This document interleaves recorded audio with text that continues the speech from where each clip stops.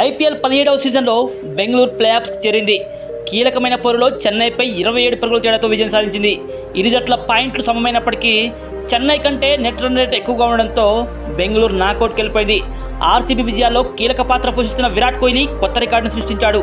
సిఎస్కేపై కేవలం 27 బంతుల్లోనే 47 పరుగులు చేశాడు. ప్రస్తుతం సీజన్లో ఇప్పటివరకు 14 మ్యాచ్ల్లో మొత్తం 708 పరుగులు చేసిన కోహ్లీ వద్ద ఆరెంజ్ క్యాప్ ఉంది. ఈ క్రమంలో ఐపీఎల్ చరిత్రలోనే 2 సీజన్లు 700+ స్కోర్లు నమోదు చేసిన తొలి భారత క్రికెటర్గా అవతరించాడు. ఓవరాల్గా రెండో ఆటగాడు. కోహ్లీ కంటే ముందు క్రిస్ గేల్ మాత్రమే ఉన్నాడు. గేల్ 2012లో 733, 2013లో 708 పరుగులు చేశాడు. వరుస సీజన్లో ఇన్ని పరుగులు చేసిన ఆటగాడు మరెవరూ లేరు. ఈ సీజన్లో 708 పరుగులు చేసిన కోహ్లీ స్ట్రైక్ రేట్ 155. ఇప్పటి వరకు ఐపీఎల్ అత్యధిక స్ట్రైక్ రేట్ ఇదే. ప్రస్తుత సీజన్లో తన స్ట్రైక్ రేట్పై విమర్శలు వచ్చినా ఏ మాత్రం వెనకడుగు వేయకుండా కోహ్లీ చెలరేగిపోతున్నాడు. 2016 ఎడిషన్లో అతను ఏకంగా 974 పరుగులు చేసిన సంగతి తెలిసిందే. అప్పుడు కోహ్లీ స్ట్రైక్ రేట్ 152. ఒకే సీజన్లో అత్యధిక పరుగులు చేసిన ఆటగాడిగాను కొనసాగుతున్నాడు. ఐపీఎల్ 2024 లీగ్ స్టేజ్ను విరాట్ 37 సిక్సర్లతో ముగించాడు.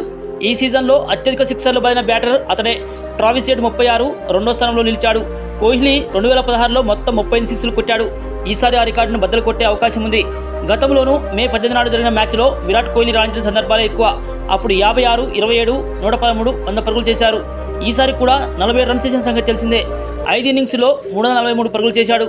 భారత వేదికగా టీ20లో అత్యధిక పరుగులు చేసిన బ్యాటర్ విరాట్ కోహ్లీనే. తాజాగా సిఎస్కేపై ఇన్నింగ్స్తో 9000+ స్కోర్ నమోదు చేశాడు.